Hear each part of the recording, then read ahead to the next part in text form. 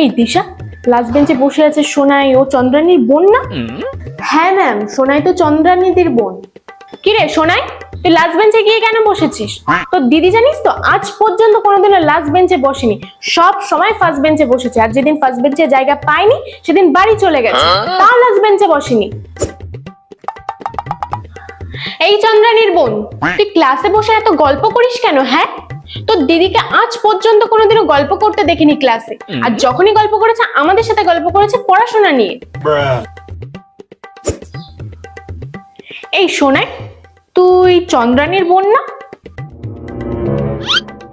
নিজের বোন তো নাকি? হ্যাঁ ম্যাম, নিজের বোন। দুই বোনের মধ্যে কোনো মিল নেই। দিদি পড়াশোনায় এত ভালো, আর বোন, দুজনের মধ্যে একদম আকাশ পাতাল তফাৎ। তো দিদির থেকে তো কিছু শিখতে পারিস নাকি?